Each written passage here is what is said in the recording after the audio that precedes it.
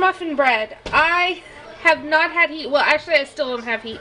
But I haven't had heat for a week now, and I have tried to make the crusty bread twice now, and both times it just has not risen like it's supposed to. My house is just too cold, and I've even done some tips and tricks that usually work when trying to get bread to rise whenever it's cold, and it just hasn't wanted to do its thing. So I've given up for the time being on making that crusty bread video until I have heat again. So instead I'm going to try the English muffin bread because it's a different process. It's made completely differently. And so yeah, hopefully we have better luck with this. And if you see the video, then you know it turned out great. And we can have some non-super dense bread. So, to start off, I have 5 cups of flour, and I use unbleached flour, in a big bowl. And then to that, I'm going to add 2 teaspoons of salt, and then a 1/4 teaspoon of baking powder.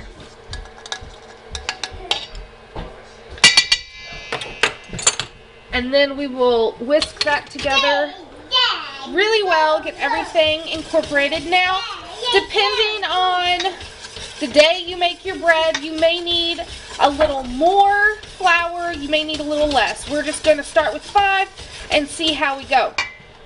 Also, while you're doing this, go ahead and have 2 tablespoons of yeast, a tablespoon of sugar, and a 1/4 cup of warm water proofing. You want that to proof for 5 to 10 minutes until it's getting bubbly.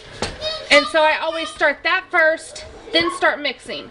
And in this particular recipe, you also want some warm, I'll show you mine, some warm milk. You don't want it hot, you just want it warm. And stop, baby. You just want it warm. So since I don't have a microwave to do it real fast, I have to do mine on the stove. So I also have to think ahead. I start the milk actually before I even start the proofing. But regardless, that is what we're doing right now. And I will bring you back when our yeast. Okay, so what I've done here is I took the bowl that I had my yeast proofing, which was again 2 tablespoons of yeast, 1 tablespoon of sugar, and a 1/4 cup of water, warm water. I let that proof for about 10 minutes until it was bubbly and fragrant, and then I added in my warmed 2 1/4 cup of milk. And so you don't want that hot either, but you don't want cold milk. It'll kill your yeast. There's enzymes in it, so you want to warm it first. So I've mixed that together, and now I'm going to add in about 1 cup of flour to start, our flour mixture that has the baking powder and salt in it. We'll go ahead and mix that in. And then I'm actually going to get my, ooh, put that back.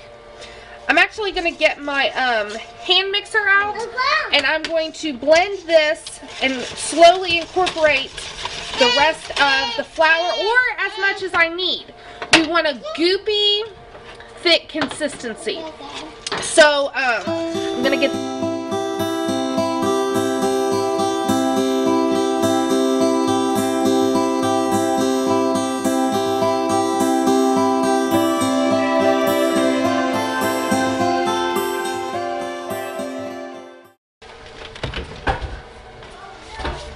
Okay, so this is what you want it to look like.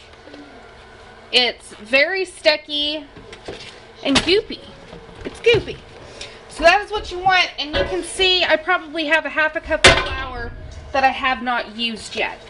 So I'm going to go ahead and get my pans ready. Okay, so I have both my pans, loaf pans, that have been greased with butter, and then I sprinkled them with cornmeal. We're going to take our dough, divide it between the two. Now one's a little bigger, so I'm putting a little more in one than the other. And then these are going to rise until they're a little lofty over top of the pan. And that's, oh, thank you for that extra cornmeal. And that is when we'll know that they've risen enough.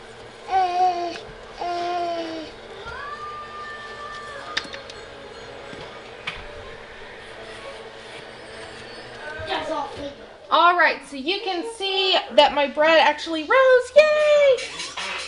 And all we're going to do is put it in a 425-degree oven for 20 to 25 minutes. And I'm also going to sprinkle with just a little more of the cornmeal.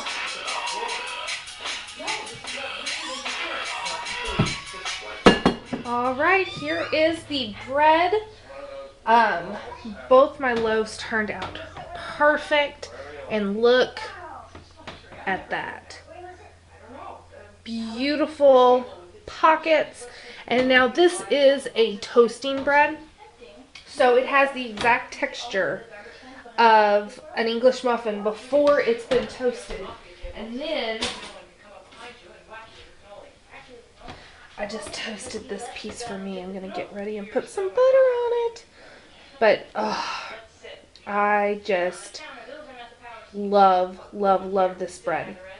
I toast it up in the morning and have it with my bacon and eggs, and it just doesn't get any better than that. So I hope you enjoyed this video. Look at all those holes for the butter to get in. And I will see you guys next time. Thanks for watching.